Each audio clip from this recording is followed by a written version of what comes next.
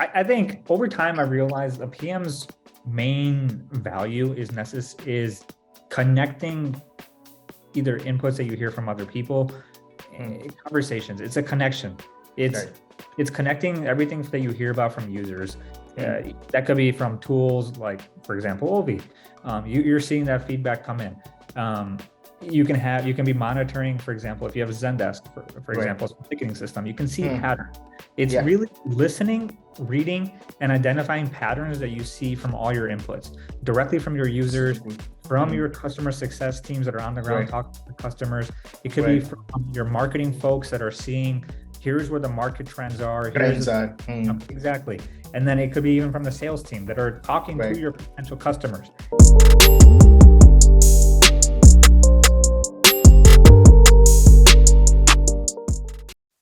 Yo, welcome, Harsh. How are you doing? Doing good, doing good. How are you? All good, all good. It's been a while. Thank you so much for joining the Product Human podcast. And first of all, I would love to thank you for two things. First, you sort of came in this our first episode officially, and the second one is thank you being for to be part of in the early stages of Volby as well. I think your feedback, your company's feedback, has also helped us a lot with improving over the time. So yeah, thanks for joining, and as well as thanks for being the early user for us. Absolutely. Thanks for having me. And I'm glad I got an early start with Ovi. It's helped Yeah, us quite a bit in our platform development. for sure, for sure. All right. I think let's just jump into it right in there. I think one of the things that I would love to ask you is let's just go to the basic of how everyone starts their career. I would also Mhm. love to hear it out from you. So maybe for our listeners, if you can go back to the basics, talk about stuff on how did you get started with it and a little bit about yourself. So yeah, over to you. Okay. Well, my name is Harsh. So I got started like most product people Yeah, accidentally. I don't think anybody really starts with, product. yeah, I'm going to with be a product manager or something like exactly, that. exactly. That's one of those things that you're either naturally just put into or you see Yeah, an opportunity and opening and you take it. great, So I actually went into school for mechanical engineering great, and the basis of engineering is solving problems. Now, this is one great. of the commonalities that engineering has with also product. We as product managers solve problems day to day. Right, right. So while studying engineering and mechanical, Mhm. I started watching a lot of the WWDC as Hmm. well as Google I/O, Right. and I got really into it naturally, understanding how software works, what features are coming out, Yeah, how getting value from users. And yeah, so I was really compelled with storytelling and sure. create Right. something from nothing. And Correct. so I naturally just getting into it, I realized the software is taking over the entire world. Yeah. I got my early start actually in augmented reality and virtual reality. And so Mm. I was very lucky that I got to use, these technologies and build on top of them very like Mm. 7 years ago. So Correct. it was a combination of hardware, but also Yeah. software, building for Right. users. Right, right. No, yeah, I think as you said, right, I think this is also my early days as well, where you would see WWDC or Yep, Google's CEO coming in and just showing you like, okay, this is what you have built out. I think exactly. that is like a next level inspiration to take it from. And It is. I mean, yeah, you see every year, over year yeah, after year, you see them coming out with groundbreaking software exactly. Yeah. features and products, and then it's thinking to yourself, what do they do for that entire year? How do they Yeah. accomplish that and make something True. beautiful True. and Yeah. a good experience for users? And it's Right. exactly what they're looking for based Right. on either they've either said or what Right. they're even like looking forward to. They don't even Right. know. Yeah. Yeah. And even with like Apple's, let's say the way they create like cinemas of demos Mhm. that they give, and now they also show like, okay, this is the engineer who was actually leading this. Correct. Listen from him or listen Correct. from her, right? So I think that is also like amazing. But yeah, like what was that moment where you discovered like, okay, there's a thing called product or something like that? Yeah, I was kind of pushed into it a little bit. Hmm. I started with R&D. It wasn't Hmm. necessarily a product role. I think Right. it started with coming up with ideas, but also Hmm. executing. I'm Correct. leading a team with it. I think that Right. that role that I was kind of pushed into a little bit, it Hmm. kind of defined necessary by itself as product. It really Hmm. taking something from nothing, Right. making and having users use it. Right. And that iterative cycle, it was just kind of something that was Yeah. just brought to me, that opportunity that Yeah. was there, and it kind of self-defined as being product. Right. Right. Yeah. I think, yeah, the major part of the day basically goes into research and then making sure that we build the right product, because Correct. obviously the engineering is so super, expensive in nature. It So we is. have that pillar in between, which makes sure that the money doesn't go into the wrong place. Exactly. Totally makes sense. And that's how I think a lot of people for sure starts into product, because the main part is like you do research and then probably how do you go and, sort of execute those part of it. But yeah, like let's say in Tada now, right now, like what does the typical day of yours look like? I see you have transitioned from being a PM to also now going into an associate director role, which Mhm. also includes the engineering as well. Like how does that life look like, and Yeah. what was the difference between going from a senior product manager or basically working as a functioning product manager and then actually leading the whole group of builders, I would say, if Yeah. I'm not wrong. Yeah. Yeah. Go ahead. Great question. So Yeah. starting out at Tada, I was really focused on the user experience, Right. as well as developing a team that fosters a culture of creativity Mm-hmm. and building the right things at the right time for our Mm. users, but also differentiator for the market. Now, seeing that advance for not only the user experience but broader to the Mm. entire platform suite, Mm. it's it's kind of elevate. It required me to elevate my thinking a little bit. So not Right. necessarily what features or what specific product changes that can make our users' life easier, but Mm-hmm. now strategically thinking what will our platform do and the benefits it will provide Yeah. that across all of our products, as a company, Mm-hmm. can differentiate in the marketplace, but Right. also help our customers and bring in new customers. So it's Perfect. just a high level thinking of Mm. strategy beyond Mm. just like the experience on one specific product. Right. Right. So earlier it was more of a specialization, if I can Correct. say so, right? Like you're Yeah. just basically being very specialized into, let's say, this problem has come in, Harsh, and you probably need to help us to look at the solution, how it would go about it. And obviously there would be a lot of, problem definition and problem defining things as well. Exactly. Yeah, totally makes sense. And like what kind of teams right now you are leading? Like, is it engineering or is it with product? Like, what does that look like in the role of, associate director of Yeah. product engineering? Yeah. So right now it's overseeing a lot of the front end user experience aspects, but also working with our back end team in parallel. So helping Mm. and assisting for ideas or requests that we get from either customers or we hear from our customer success Right. through the game of telephone, Right. or we identify it ourselves by talking to our Mm. sales team and prospective customers for what they're looking for. Right. Talking to these, hearing all these inputs come in, and then Mm. talking to our user experience team to understand what is Mm. the main ask, what is the Mm. objective that they're going towards, Right. while keeping aside a potential solution that is suggested or that we come up with Right. on the fly. I think Right. as PMs, I think people jump to solutions way too quickly, Mm. but really focus on the problem that we're trying to solve, the objective that Mm. we're trying to Mm. go after, and make sure Mm. it's of value.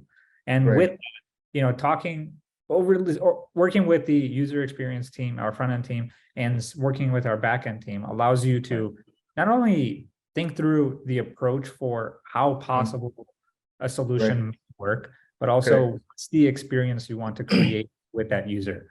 The user Right. doesn't necessarily care about how the Yeah. behind the scenes work. Yeah. Correct. Correct. So That's true. our focus, our job type of thing, as a Yeah. company. And the viewpoints between each team really is Yeah. what, combining that together is what that brings that benefit.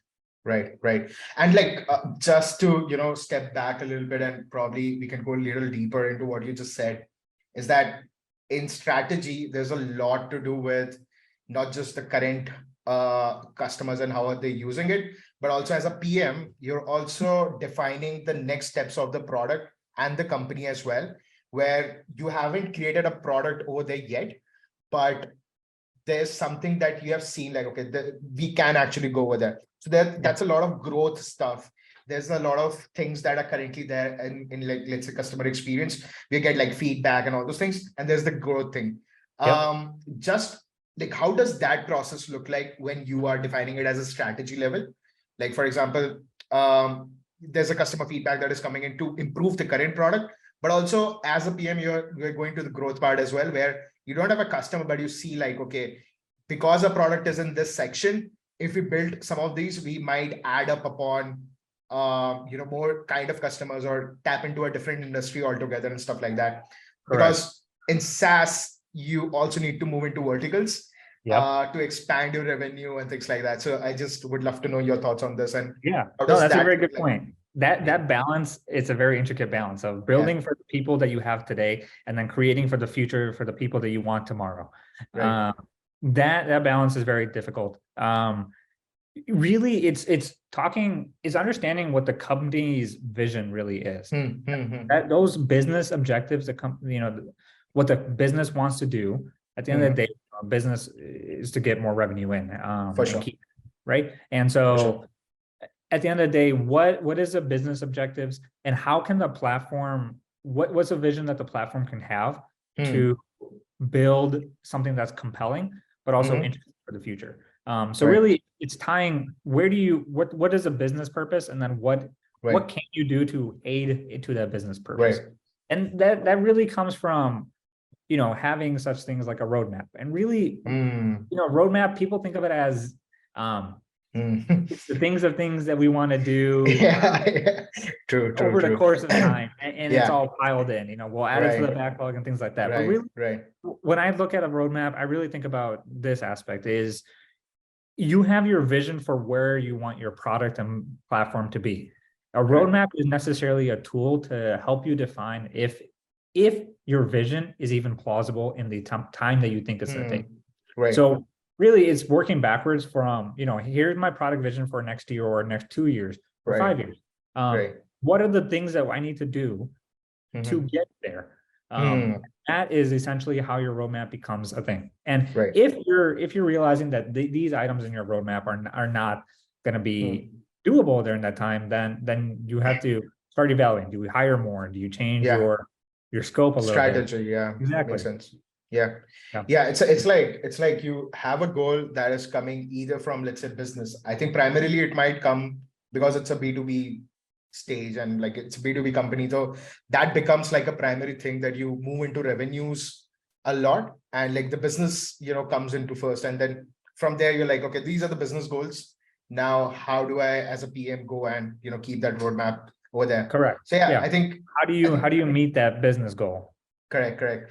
And like also I love the point of how you don't need to have a roadmap for now, but actually keep adding them as a futuristic stuff, and then there's a goal that you want to go into, and then according to that these ideas are basically segregated. Exactly. Totally sounds good. And another question would be like, let's say you are now a PM. What do you think is that you as a PM sort of bring on the table, which you feel like, okay, this is what my power as a PM is, as what Harsh brings in as a PM. So I think over time I realized the PM's main value is connecting either inputs that you hear from other people, conversations. It's a connection. It's connecting everything that you hear about from users. That could be from tools like, for example, Ovi. You're seeing that feedback come in. You can be monitoring, for example, if you have a Zendesk, for example, some ticketing system, you can see patterns. It's really listening, reading, and identifying patterns that you see from all your inputs, directly from your users, from your customer success teams that are on the ground talking to customers. It could be from your marketing folks that are seeing, here's where the market trends are.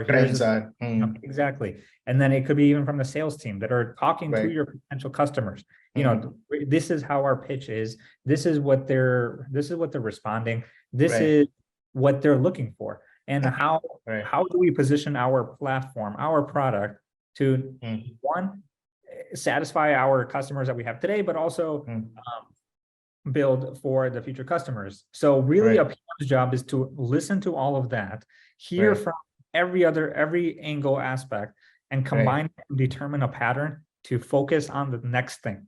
Correct. Whether it be an immediate feature improvement, a Mm. fix, or even a brand new feature, or a Right. new product that's coming, way down the line type of thing. Right. Right. Right.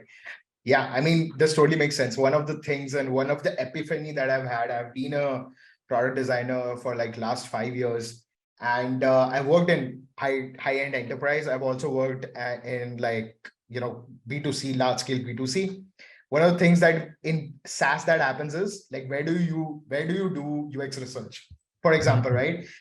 That essentially comes from sales and CSM because they are the ones who are constantly, talking to your customer facing stuff and all those things. Now at Olby, I've turned into a salesperson. And now it's like so much easier. Oh, that's what is happening. This is why people are buying, or this is what they said. We should, like look at it. So I think it totally makes sense to just, at least as a PM, just be very close to that data, that qualitative data that you're getting on a daily basis. Absolutely. I think I Yeah, think I think often it's a PM thinks they know the best, right? And they don't want to yeah, necessarily talk to people and right. hear everybody else's opinion, but the ability to kind of just take a step back and say, I'm going to look at everything with an open mind, Hmm. hear Hmm. everything that's coming in, and then make my best decision off of that. Yeah. Each person in an organization knows a certain aspect and has a certain viewpoint, but it's Hmm. really a PM's role to combine everything together and then make the best decision off of that. Right, right. No, it sounds so good. Yeah. Um, what do you love the most about your job? Like you are Mm. like, this is why I'm getting up every day as a PM and be like, I either it is about solve a problem or anything it could be. Yeah, there's two things necessarily. I think inspiring a team to build something that does not exist Mm-hmm. is a huge Hmm. aspect, because to Right, rally a team to build something that you think is right, that right. requires it's like, for example, a CEO trying to raise funds. Hmm. You have to pitch an investor for why you think this problem is worth solving, why you For think sure. this approach may work. It's Hmm. a PM is, as many people say, is like a mini CEO. You're Yeah, not only pitching the product to outsiders and users, you're also pitching it from your own internal team. What is a compelling case? How do you inspire your team to build what it is that you envision? hmm. So it really, that challenge of thinking through, why do I think as a PM this problem is important to me? Right. Why is this the solution that we need to go after? But also, Hmm. how do I inspire my team to build something that they can be proud of and passionate Yeah, of, yeah. so they can deliver their best work? It's not Right. necessarily, something that you want to dictate, but you want to be Yeah. surrounded by the people who actually want to True. do it. Correct, correct.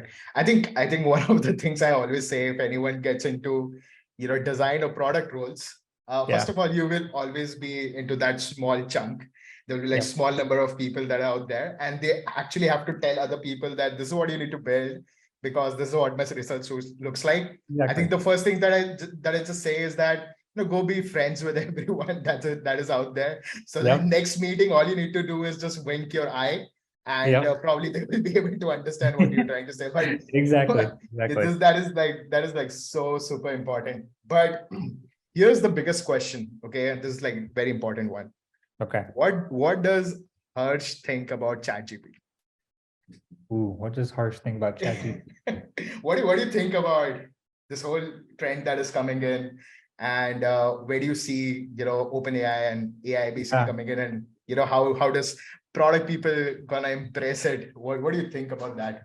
I think there's a couple things. I think one, companies are hopping on the bandwagon. I think Hmm. it's similar to, these crypto tokens and NFTs. Right, Every company started jumping on the bandwagon because it's the new flashy thing. Now, I right. think this is a differentiator between the other ones. Hmm. It's proven that there is use to it.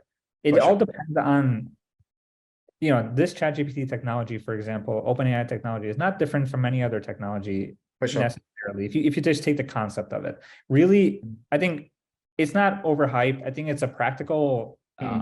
Use technology cases that that can, are Yeah, that Yeah. if implemented correctly, it can provide value to your users. Don't do it just based on like the market the hype behind it. I think Right. identifying where and how this fits into a product or a platform from a larger standpoint and Yeah. creating a value for users Right. is I think what a PM should focus on. I do think it's going to have larger implications. Everybody should be thinking about it. Yeah. Yeah. And how it fits in and how it makes either your product better or how Mm-hmm. it replaces your product. Because For sure. you, many leaders have said this is you need to figure out who's going to disrupt you before you get disrupted, and you need to start disrupting yourself. Yeah.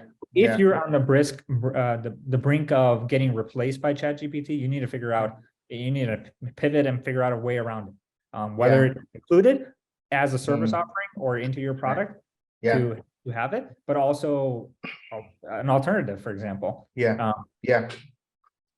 Yeah, No, I think yeah, go ahead. Microsoft's integration, Copilot. Yeah. Copilot, and how that's touching every single Microsoft product down to Teams for productivity Right. improvements, to their Office suites for data data searching and notice of patterns, and that Sure. it's really being a true assistant, but more than just like the chat aspect of ChatGPT. I think it's touching the point where it's going beyond the chat to actual use and giving something to the user that they didn't have.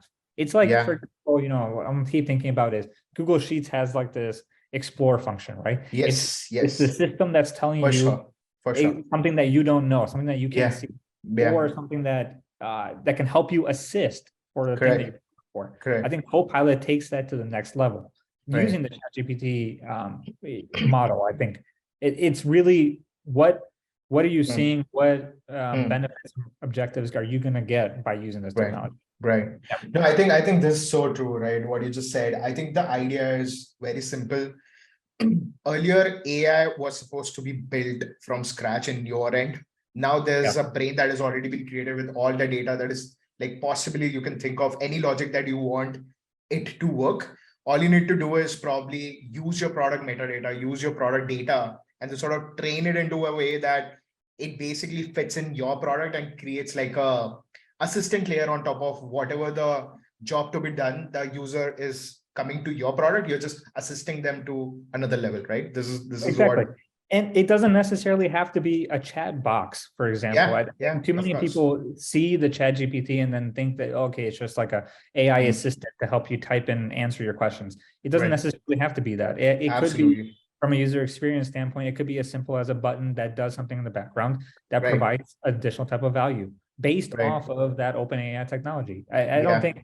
I think people box themselves into the chat box. It doesn't have to be an experience. Yeah, absolutely. Absolutely. All you need to do is just basically use its intelligence and mold it around the output. What your product is. What your product is. Exactly. I think the pressure is off. We have just already gotten the main question out of this now, I guess. But cool. Any product prioritization or anything that you use in Tada now that you would love to share? Like, how does that process looks like? What kind of I would say frameworks that you go through? But I've like in the past I've done like bunch of these products and like bunch of these podcasts. One of the things which has been very common is that you adopt depending on how your team works. So so I'm already keeping it aside. Maybe just take us through like how in Tada now, what does the process look like in terms of building the product, the prioritization, the kind of frameworks that you use? Over to you. Yeah, I think you're right. I think no PM would say that we're clear cut. We use this. This is what you're using. Yeah, exactly. I think everything is you start from a basis point of like here is your goal. Here's the framework you can start with, and how do you mold it into yours that works best for your company? And you pretty much make up a new framework for just you. So true. With our company, I think a lot of it stems from where do we see our platform going in the future? But also keeping in mind our existing users. So I think our prioritization is we would like to have invested a majority of our resources for building for tomorrow. We've captured the users obviously for today. and we're giving them value. I think we need to provide continuous improvements to our existing platform to keep our existing users happy. Now, that may be in the form of new things that they did not know they needed. It could be forms of the things that they're specifically requesting, and how that balances with what we're trying to do. If they're asking for something that doesn't necessarily meet our goals, well, maybe there's a newer, elegant way to to get that done. The prioritization standpoint for us is primarily taking a look at how much it takes to do something versus the ROI that we're going to get back. Does it help us, one, improve our existing user experience for our existing users? Does it provide a market differentiator? Does it bring new customers in? Does it make it compelling? If we're looking at a feature, for example, that improves our customer experience for our existing users, like marginally, and doesn't help us necessarily bring new customers in, well, then we'll evaluate it and put it a little bit lower. It all depends on what is the current fire, for example. What is the ask? Where is it coming from? Who does it benefit? What does the investment take standpoint? And that investment side, you have to think about also, is it a build versus buy? Is it worth building from ground up? Or is it worth just you leveraging something that already exists? Not everything necessarily needs to rebuild. Started from scratch, or Exactly. Like using your open source alternative to, let's say, build a SSO feature, for example. Correct. SSO feature, for example, like it's not groundbreaking. It's nothing new. People do it. That is already solved. Exactly. So why waste your resources trying to build that into something in yourself? And so I really think it's evaluation of different criterias, and then figuring out whether that be numerical, quantitative, or qualitative, figuring out what is important to that company at that given time. I think your importance can flex. If you're noticing a drop of retention or users over a period of time, I think you want to invest a little bit more in investing users. But if you see satisfaction at a steady level increasing like that, then I think you have to evaluate saying, okay, we're at a good level. We're pushing new features out. We're making customers happy. Our existing users are happy and they have found value. That maybe we start investing a little bit more on the future side of it. No, sounds very sort of relatable. I think just the stories changes depending on the context of the company. Correct. But just a quick deep dive on what you just said, right? Like, so this is how so if I had to just summarize this, there's like new features which could either improve the UX of the users have been asking for. The new feature could also bring in feature parity, because there would be competitions that are out there, and as you said, like what is the differentiator and stuff, or maybe just taking us towards the growth leverage over there. And there could be things that are burning, like bugs and stuff like that, which is that's there. So if you had to, let's say, design a sprint in Tada now, like the sprint that you designed right now, what does that sprint look like? Is it a mix of, obviously it has to be a mix of, depending on whatever as I said, the prioritization, depending on, okay, now we are in a steady state, we can actually work on a new feature and stuff like that. Like how does that sprint look like, and in what days and stuff like how does that work in Tada now? Would just love to go a little deeper over there. We do 2-week sprints, and the whole premise of that is, one, we want to be quick. We want to be intentional. I think it allows us to think on a more smaller level, like what smaller things, either experiments or improvements that we can make, changes to understand and answer our own questions. I think we have assumptions that we have, but what changes can we make? What improvements can we make to qualify these assumptions and answer them? So make another thing. So I think it helps us think a little bit smaller for the bigger picture. The other thing, I think for sprints, it's a combination of all of them. It has to be. I think there's no way to just bucket one. But what I like to do is focus on a specific theme for a course. That's what I was coming to. Like, is there a specific theme that you guys work on? Like, okay, this sprint needs to move towards that, or maybe a sprint Absolutely. about just, cleaning everything or something like that. Does that also look like in your end as well? Exactly. I think there's one thing, there's a few different things that helps with. I think Hmm. creating a common operating model across the company, so people Right. also know, in these This two, is what is coming. this is what we're focusing on. One Right. that channels all these ideas that people have and the feedback that you give to be Hmm. all around one thing, right? You're not Hmm. scattered. I think Hmm. by saying there's gonna be no themes, I think Hmm. what you'll end up seeing is you'll see little pieces from each different thing that Hmm. marginal improvements. But if you focus Hmm. on one thing, Hmm. you have opportunity to get your funnel in from all the feedback for about one specific thing. But also the entire company knows what it is your focus area is going to be. Right. Your team can rally around it. Hmm. Ideas that your team has or other team members in your company can be funneled around that idea, that theme. But also the theme can allow you to focus on something and Right. to be the best at it.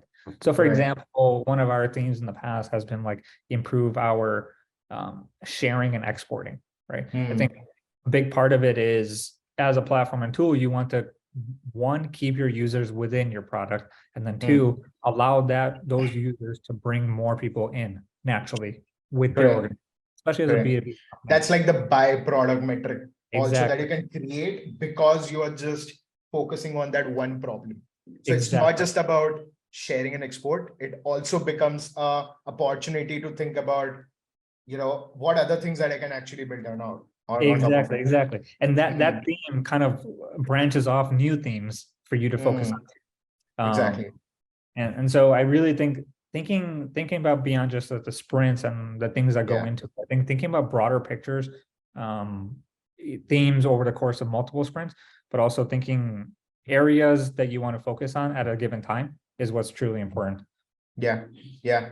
I think this okay, just one follow-up question on this, because we also want to go get into that space, but obviously as soon as, let's say in our case, we are very early with the product as well. But sometimes what happens is, let's say there is a new customer that will come in, they will say, okay, you have built this, but you don't have this, right? And which is for sure is fine, that you might have left a little bit. But the point that you just said, right? Like if I can go and pick up that one problem and start thinking about it more deeply, what do you Yeah. think, at what stage and what maturity of product do you get that? Like at what stable state that your product might have, came into, at what stage that you feel like, okay, now I can pick up like different specific problems and start building on top of it? Yeah, I Because think, here, so sorry, just yeah, to add upon, like here you, like in our case, there's always, the product team and the tech team actually looks same, right? They are these people who are building as well as thinking and stuff like that is happening. correct. But in your case, you might have a product team that is matured enough to, like just pick up these different problems and look at it from the top level. What do you think, at what stage does that come in? Like it's more of a personal question. So Yeah, yeah. yeah, that's a good question. I think you do have to have some level of maturity, whether that be a steady user base, you have Hmm. the opportunity to invest in other bets, whether that be companies that are specifically asking for something, Hmm. or things that you want to do. Hmm. I think you need to have a steady flow of revenue, but also Yeah. growth with your own platform, natural growth. Hmm. Hmm. Um, I think when a potential customer is asking for one thing that you have all Hmm. these other things and you don't have this one thing, Yeah. I think Yeah. it's I think is we'll start asking a little bit what it is, why is it that one thing that they want the most? Yeah. Why that one point? Hmm. What type of benefit does that give the user? Hmm. Does that thing that they're looking for, does that cost them the most amount of money internally? Hmm. You know, Hmm. if for them they see it as a revenue saver, for example, Hmm. that Hmm. just tells you that if you have this, you can use this as a tactic to indicate Hmm. that you can save others with this money, not only this customer, Yeah. but Yeah. Yeah. other customers. Absolutely. That Yeah. so it's a potential money saver in the Hmm. long Hmm. run for this customer and beyond. So I think Right. look at the return of the investment that you're making for this one specific feature, That's a great way. and, Yeah. and really, take a look from that standpoint. Right. Right. And you definitely need to. It's a luxury to allow you to think about a little bit Hmm. that aspect. Yeah. ask yourself, correct. when you're early in your journey, your goal is to get the most amount of users. So which means you Yeah. kind of say yes to everything. Yep. But Yep. once you reach a steady point where you start saying no, Yeah. that's also the same point where you can start saying who you really want to be. Yeah. Yeah. For sure. What your product is as much as the things it can do and the things it won't do. Yeah. Is the important thing. No, I think that summarizes in a great way for sure. We also like try to see like, okay, if this gets added, is it taking that integration or whatever the thing has been asked to the next level and actually works for everyone? Is the main way to go about it is what he's saying. Like the ROI needs to be much more larger than just getting that one customer in.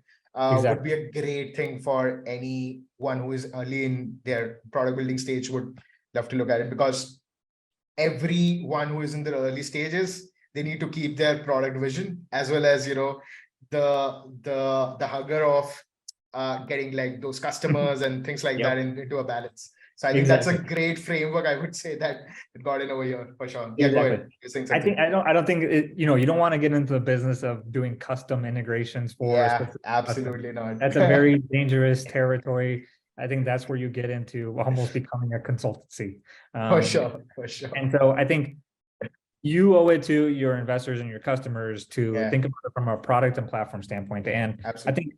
I think each user or customer that you have should also respect that aspect, that you are a product and a platform. You're going to listen to what they say. You're going to hear them out. You're going to be heard. But also you're going to think about it from the broader standpoint of things and how does this impact your product, not only today, but for future. And your goal is to build a great product. Absolutely. And so you want to hear what the customer is asking for specifically in their case, but you want to be able to generalize it. So it not only meets what they want, but also general enough for the other customers. Correct. No, I think I totally get it. Even so the point that you just said, like even the customers needs to understand it. Like imagine like they are the ideal customer then. If they're like, oh, but we understand that, you don't want to go into that position. But we were just wishing if you had this. So that totally makes sense. Cool. What does your product stack look like right now? Like this is like those tools that you can't live without as a PM right now. Like what does the setup look like? Great question. We have a lot of tools. So number one, first and foremost, we use Olvi. That's great for we used it for pushing out features. We want to create a relationship, feature announcements. We want to create a relationship with our users.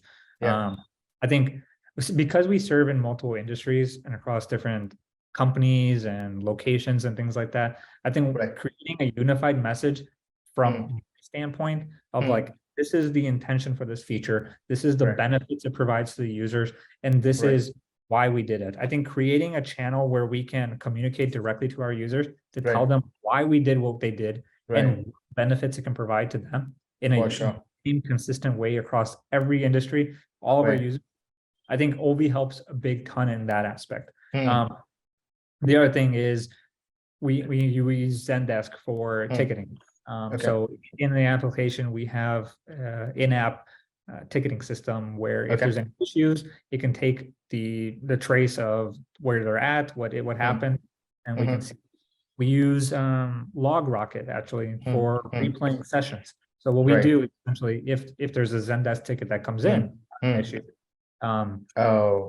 we are able to see the usability side of the things. Correct. We're able to replay their session and understand and see if there's any client-side errors we can potentially fix. That also for LogRocket. LogRocket also runs in the background. So if there is any users that face any client-side errors, we're ahead of it before they even sometimes submit these issues. That's one thing. The other thing is a couple of other tools we use, Amplitude, to understand how our users are using our product. Where is their drop-off points? What is their flow? What is the average usage? In that we have a few events on specific features. So that gives us a pulse point. Are we building the right thing? Do our users even want these things? Are they attempting to use it? And the last thing we use is Optimizely for running experiments, testing. So if we have specific set of changes are coming out, we can test it with a specific set of Set of, customers. yeah. Yeah. Or randomize it too. So Yeah. it gives us that whole feedback loop and create that engine from everything from push when we release new features to getting that feedback to getting that figure out what errors are happening, bring these new experiments again, and then that whole loop once again. Right. Got it. And like any project management side of the things, what is it? Of course. Jira. Yeah, we're a Microsoft shop, so we use Azure DevOps. Yeah. Oh, Azure DevOps. Oh, interesting. Yeah. Pretty cool. It's a little bit clunky. I wish we were using like Jira or Linear, but it integrates really well with the Azure other Azure products. No, makes sense. A lot of it has to be driven by the team that is adopting it. So yeah, exactly. And then like the thing with PMs are also that whatever the tools that you're using, we're gonna adopt it. So don't mind. Yeah, that's true. And I'm a huge, I love trying different new tools, especially if it can help out the team move faster, work better, more efficiently. There's things I've tried like Notion, for example, from tracking or documentation standpoint. There's other Slack bots that help. There's a whole suite of tools that we attempt to see, and then we iterate even on ourselves. Like, does this help? Does it not? And then I think it's just keeping an open mind from what does help, what doesn't. For sure. Totally makes sense. And I think every day we sort of learn and then feel like, oh, I haven't thought of this, when I was, early stage of my career or anything like that. Every day you think like, oh, if I'd have seen like this, or the way I just, solve the problem, I have never done this before. But that problem solving sort of help you like, okay, this method was like really good or something like that. It happens, when to go in, because a lot of work of a PM is to sort of synthesize data, because you're getting like so much of data around you and you're sort of synthesizing that, okay, this is what the problem is. What has been your like recent epiphany that you feel like, oh damn, like this is like one trick that I just got in today, or realized like, okay, this is like my recent learning that I had. What would that be? And like say really recent, like if you have just to go back like a few weeks or something like that, what do you think has been recently, like you feel like, oh man, this is I'm gonna take this for my whole life? Yeah, I think recently I think identifying what users are attempting to do and what they're at the end of the day trying to do. I think we get too caught up in building the flashy features and like the value it provides potentially. But I think it may not match necessarily what the user is trying to do. So talking directly to the user and understanding them, I think recently I've noticed that not all the features that we have may be used. They may not even be the best for that particular user or that user group. But I think understanding what they're trying to do in their jobs allows you to really understand what you need to build. And it doesn't necessarily have to be the flashy, cool features that everybody else has. But I think it has to be more on take a step back, and it may be the boring, unsexy features that they necessarily need. For sure. And I think those unsexy features are the ones that provide value, not necessarily the sexy features. Yeah, sounds good. And as a PM, where do you draw a lot of these inspiration from? Like, what is that? I would say beauty in the chaos look like? Like, what is that process of yours or inspiration that you sort of feed into yourself when you're like searching for the solution or defining those problems? Like, any product inspiration, or even without that, like forget about our industry also, like what is that inspires you a lot?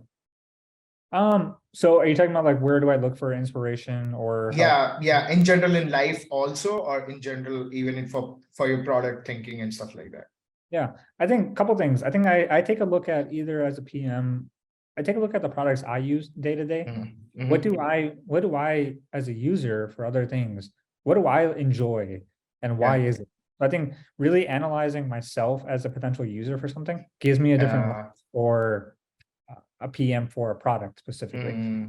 So true. It's like it's a great way to just be empathetic towards, okay, this is the product that I'm used. Let me just use it as a character that is using Exactly. And then like I'm in the mode of, why is I look back at my like my iPhone history, for example, and the number of apps I use. Why is it that I open up one specific app over and over again? What is it about that?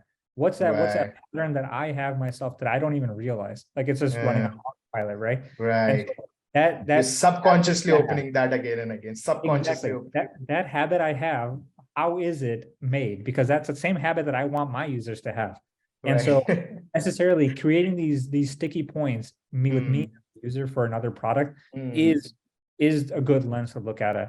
A couple other yeah. things to look at, read a lot on Twitter. There's a lot of PMs that talk about different strategies and things that aspect, but also Dribble. I know it's more Mm, designer focused, but I yeah. think it gives you different, Different perspective of looking yeah, at the same correct. solution. Exactly. And Sure. I think it gives you good ideas about how either a specific action or an experience Mm, or how a design could look or behave. It may not be right. the best, but it opens your lens of thinking of what could Yeah. be. Yeah. Yeah. And what do you feel like the recent products that you find like the best design, or you have the, like this is like the best UX that I've gone through in a very recent, all of these, because there's a new age SaaS that is coming in and you are into the SaaS and the B2B world. You felt like, okay, this is something new altogether that is happening, because I feel like it's like a next gen interactions that we are playing with, Yeah. which didn't really existed. So I look at this world before Superhuman versus after Superhuman. And Yeah. if I had to just put it into a timeline, what any recent products that you feel like, okay, this is amazing. I can't think of any of the products necessarily off the top of my Okay. head, but Okay. I do notice a pattern of like fluidity. Mm, So, everything stems from something. It's mm, created. It, these buttons and modals and things like that, they all come from somewhere necessarily. They're not mm, just mm, elements on screen. mm, And it's a cohesive kind of experience that you're making. mm, mm, I've noticed a lot of products that are intertwining. So for mm. example, trying to You start think. a journey from one space, but it actually helps Yes, you to go till the end. yeah, And also you have a reference to come back to the correct, same point. I correct, think that is what has changed a lot, rather than in correct. B2B happening like there's a settings Yes, page. You can go, you yes, can do yes, whatever you exactly. want, versus you can actually change things over here. Yeah, go ahead. Or it can be like a complete different application. So it's like Right. linking within two different applications, like just a Oh, straight hyperlink or an for actual sure. integration. So I've noticed, Yeah. for example, like Google Analytics is a great Yeah. example. They came out with Google Analytics 4. And it does a great tie-in for like Google Data Studio and then Hmm. Looker with their Yeah. recent acquisition. Yeah. So these tools are coming together into being one. Yeah. Now, if you think Yeah. about it this standpoint, like now with the introduction of like Google AI's Bard, Yeah. it Bard. Correct. connect the data that you're using from your marketing standpoint to create visualizations on the fly, just like Absolutely. you're using like Looker. So Absolutely. so imagine this way: you connect all these different tools, and these Mm, insights that you think should be that you're the ones that you should be looking at are just given right. without using anything. Correct. You're sitting on slides and you're bringing like data Yeah, from Google Analytics and then using something on top of it just to create a different thing exactly, altogether. And that exactly. experience needs to be, like so well thought that Yep. every part of the product, not just every part of the product, the different part of the products and different products altogether are sort of coming together is Yeah. what you're saying.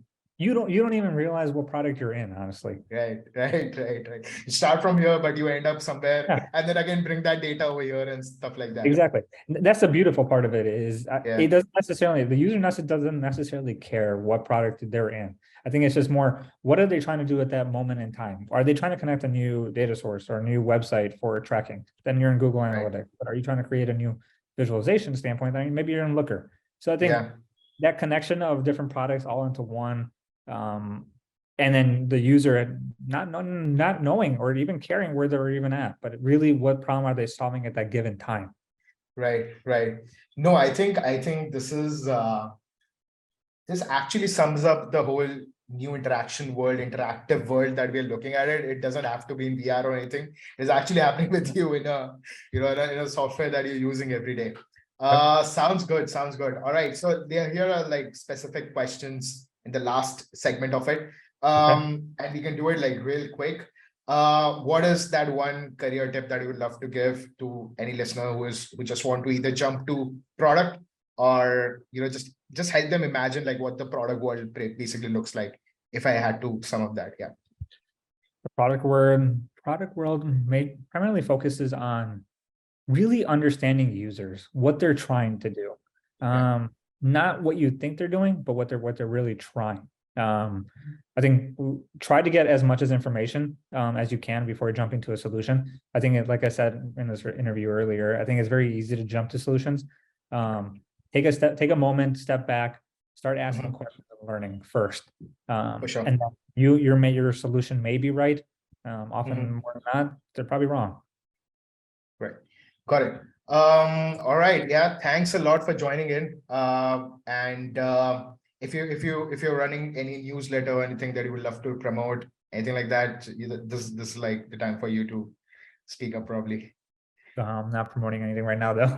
Okay. Okay. We wish that you sort of come up with your newsletter or anything like that. I'll probably ask my audience to go over there and I guess you can check out my personal website. Okay.